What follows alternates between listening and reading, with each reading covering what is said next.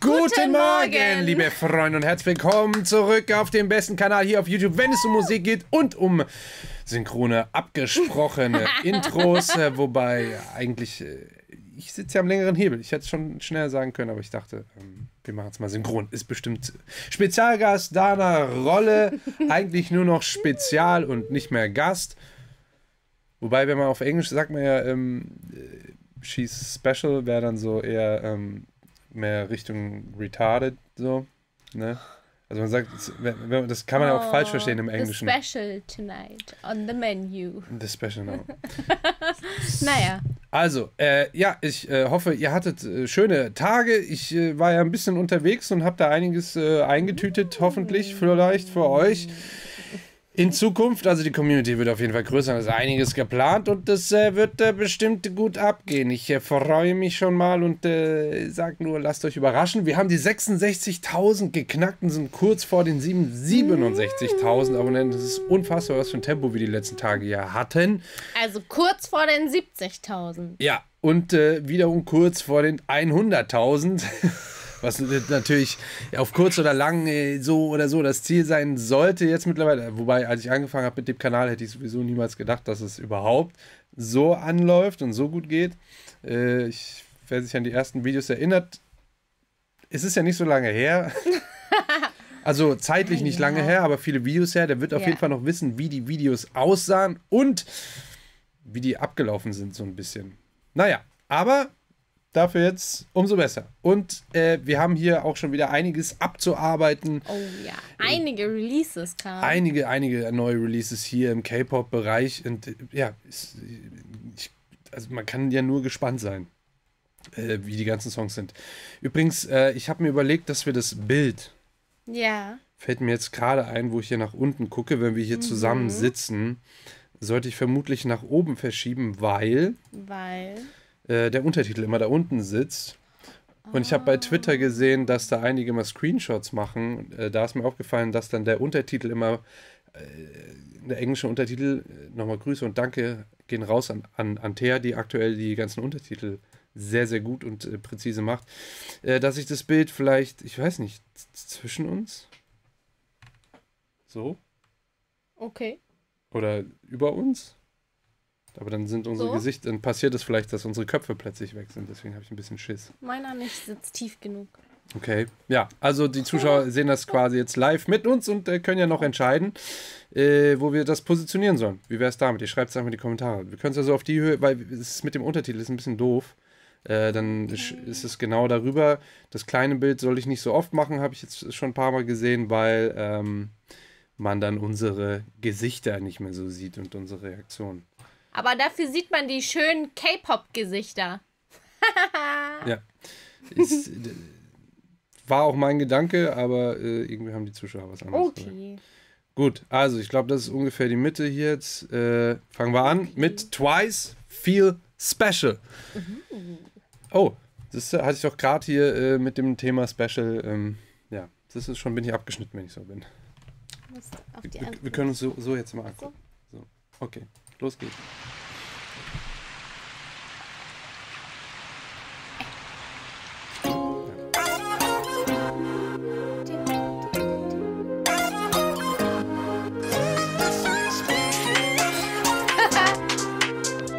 Das war schon das Vocal, ne?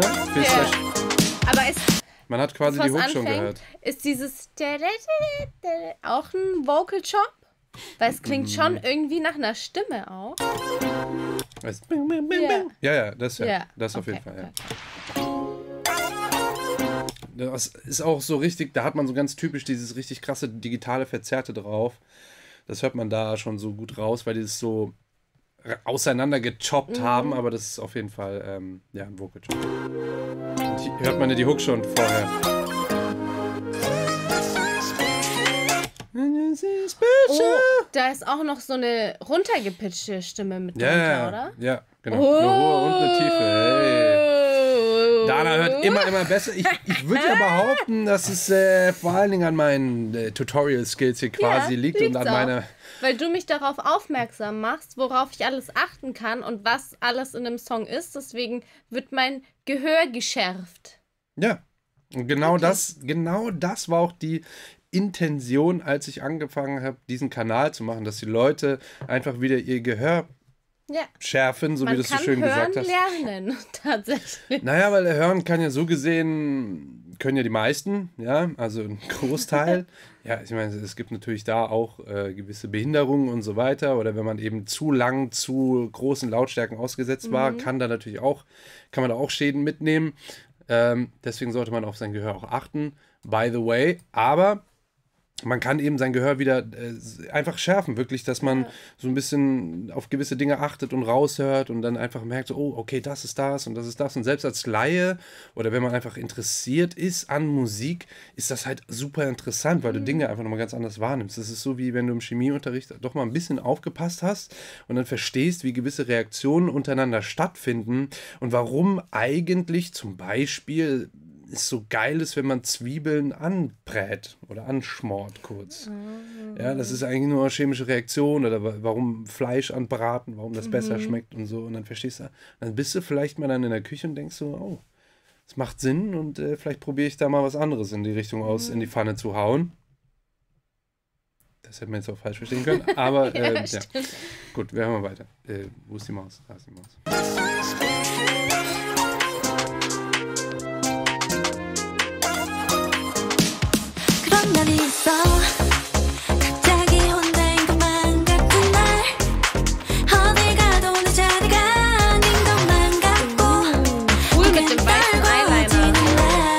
Wusste, dass es sagt.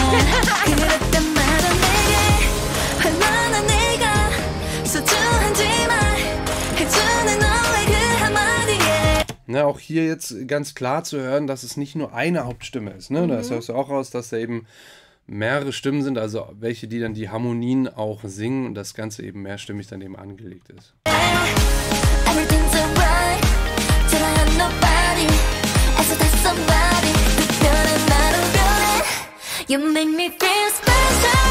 Genau.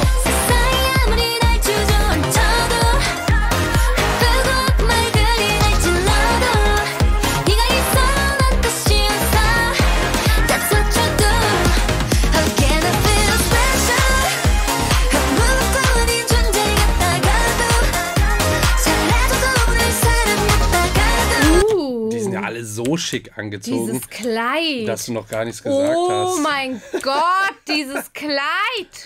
Was ist das? Das ist echt krass. Der Haarreif. Oh. Okay. Der Haarreif, weiß nicht, hat für mich so ein bisschen DNG-Vibes. Ah, okay. Ja. Ja, die Ohrringe nicht. Das Kleid eigentlich auch nicht. Ich weiß irgendwie, keine Ahnung.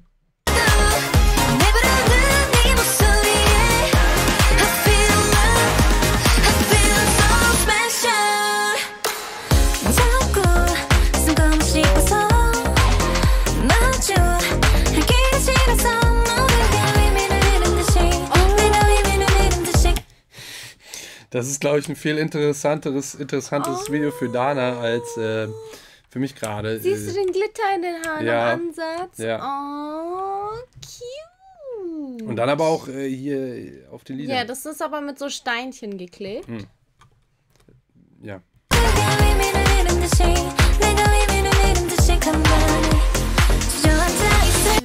Die Stelle war sehr schön. Ja, weil hier auch eben mit der Harmonie wieder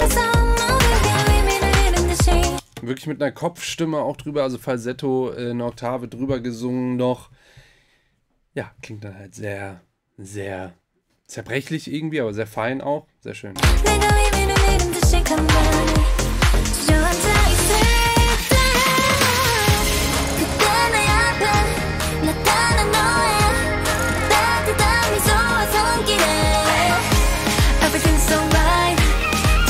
Ja, also ganz typisch auch wieder hier so ein Pre-Chorus, ein Pre-Hook-Part, also optisch, fashionmäßig ist jetzt hier in dem Video richtig krass, also da sind die sehr, sehr stark.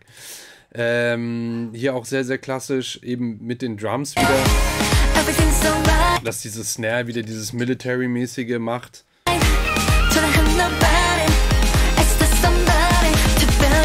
Schnell aus.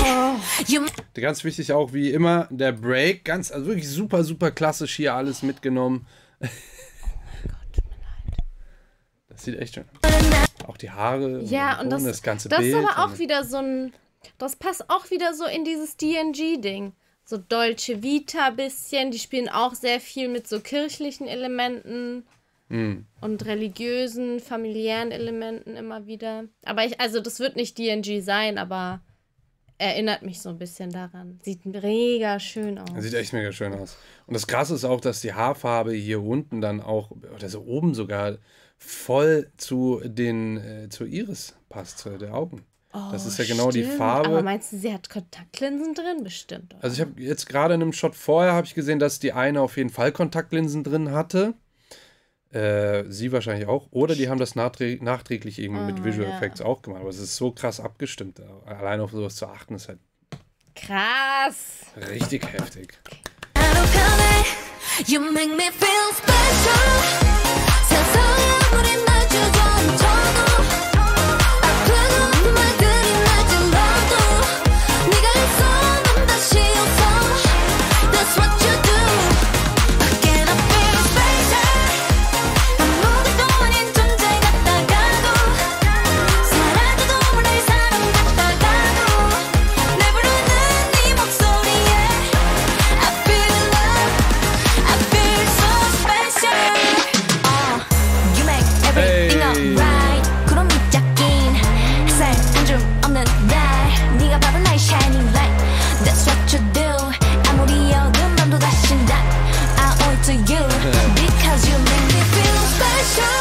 Das ist halt das Ding, ne? Wenn du da so in diesen Rap-Part reinkommst, dann hier wieder mit dieser typischen Epic Brass-Section, der Sub-Bass, so ganz klassisch, da weißt du sofort, dass eingestiegen Genrewechsel, ja, richtig mit den fett. Drums. Richtig fett. Sehr, sehr geil.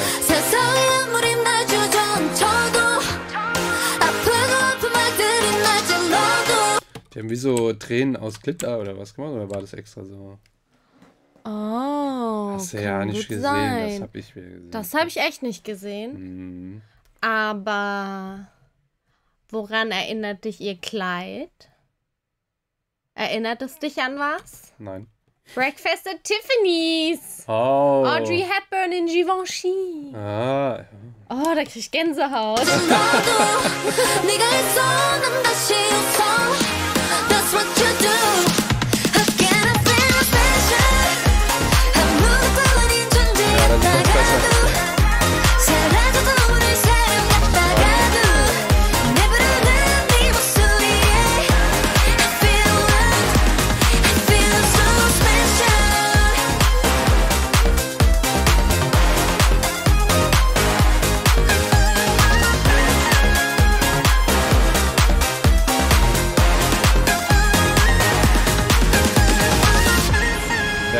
Kontaktlinsen.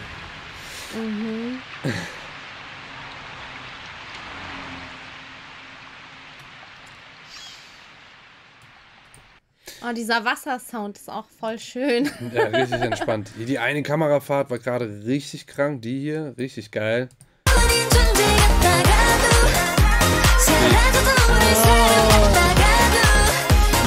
Aber das ist doch mit so einem Roboterarm, nicht? Ich glaube nicht, man sieht so ein bisschen... So ein Schwenker. Ja, nicht Schwenken, sondern so diese... Ja. Das Wackeln des Bildes selbst. Und das ist aber auch, wenn Software da nachträglich benutzt wird, die das ganze Bild stabilisieren soll, dann bekommt das Bild so eine gewisse Optik. Also es hat dann noch eine Bewegung, aber man merkt dieses Nachziehen und dieses Nachkorrigieren. Merkt man dann schon, dass ich habe das Gefühl, dass ich es hier sehe, also ich gehe schon davon aus, dass es mit dem Gimbal gemacht wurde, aber wahrscheinlich einige Male aufgenommen wurde. Oh shit.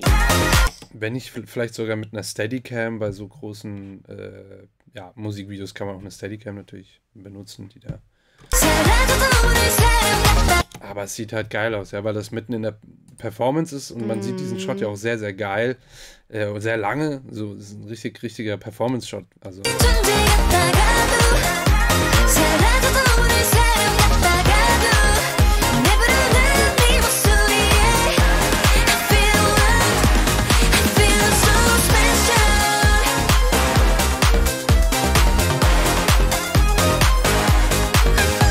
Na, auch hier die Horns eigentlich auch wieder drin, die glaube ich auch genau die gleichen waren wie in diesem Rap-Part, aber da hier dann anders gemischt sind.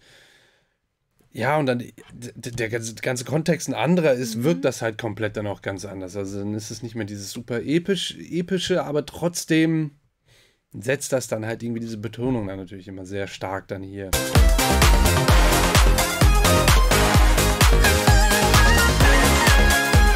Ja, auch hier dieser hochgepitchte Chipmunk-Voice mäßig.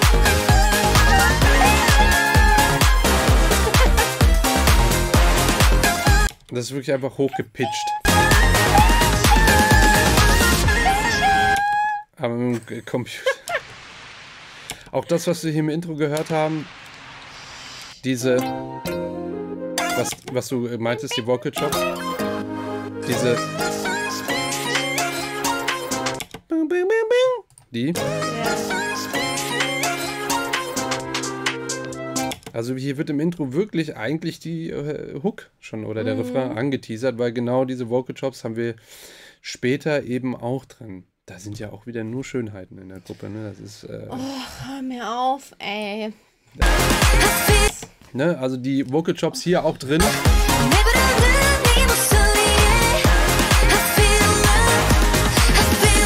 Ich glaube, man hört sogar.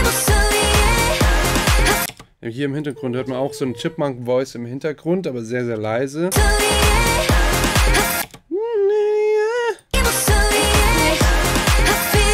Aber ist es nicht ihre Stimme, die ganz weit hinten sitzt und leiser ist und das einfach nochmal wiederholt? Es kann ihre Stimme sein, aber es ist nicht genau das, was man vorher hört. Es ist hochgepitcht. Ja? Ja, definitiv. Das ist eine Oktave höher. Ah, okay. Ja, da hören wir noch ganz genau hin. Es ist genau die gleiche Melodie, wie sie hier vorher gerade singt. Die ist aber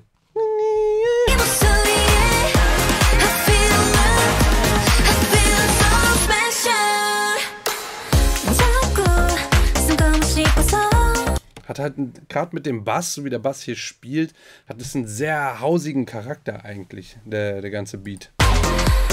Stimmt. Voll wie so eine Dance-Nummer eigentlich schon.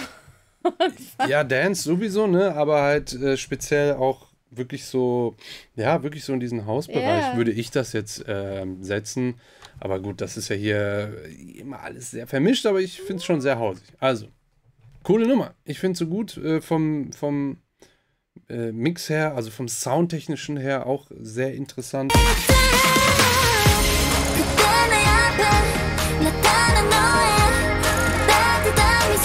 Hier zum Beispiel auch ein ganz spezieller Sound in der Percussion benutzt. Das ist so ein bisschen, ich glaube, da gibt es auch echt einen speziellen Instrumentennamen für. Das klingt wie, als ob man so eine Feder hätte, also eine Springfeder und die dann so ein Frrr macht. Und das ist hier, gerade hier in diesem Part eingebaut.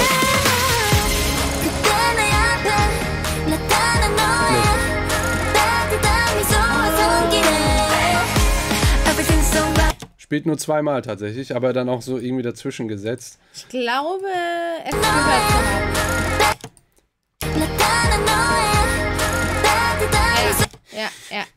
Ja. Ein super krasses Detail hier. Ja, da dürft ihr auf jeden Fall nicht die Lidl-Kopfhörer aufhaben, die ich letztens für 8 € getestet habe, jetzt über Danas Kopf verlinkt. Weil da höhentechnisch war da fast nichts los und ich sage ja jedes Mal, holt euch die Kopfhörer, wenn ihr diese Reviews schaut. Es lohnt sich wirklich. Das ist jetzt gerade, wo ich diese Lidl-Kopfhörer zum Vergleich dann nochmal getestet habe, das sind echt Welten. Klar gibt es auch andere, die auch eher dann in der besseren Liga spielen als die Lidl-Kopfhörer, aber bei denen weiß ich halt, dass es Studio-Referenz-Kopfhörer, da muss man sich keine Sorgen machen. Das Mikrofon steht neuerdings hier unten auf dem Tisch, weil ich Nicht? das Stativ vergessen habe, deswegen hört ihr Windgeräusche, wenn ich mit der Hand wedel. Ja. Du nicht, okay. So, ja, auf jeden Fall sehr, sehr coole Nummer und was sagst du? Ich muss gleich nochmal gucken und die ganzen Make-up-Looks Kleider, und Beauty. Kleider angucken und anschmachten. Also Make-up-technisch Wow. auch echt einiges hier los. Sehr, sehr schön. Wow, die Kleider, die Outfits. Die waren echt super. Leute, ich hoffe, ihr habt was gelernt. Falls ja, lasst gerne ein Abo da. Nicht vergessen, Glöckchen an für den Ehrenmann. Und schaut auch gerne bei Dana vorbei. Sie hat auch einen YouTube-Kanal, wo wir letztens erst am Sonntag, Dana lädt jeden Sonntag ein Video hoch, ein You Laugh, You Lose Challenge gemacht haben mit den BTS Boys. Und wie soll man da bitte nicht lachen? Wer hat natürlich verloren? Vielleicht auch ich. Who knows? Vielleicht habe ich gelogen. Das Video seht ihr jetzt auch hier. Danke, tschüss. Tschüss.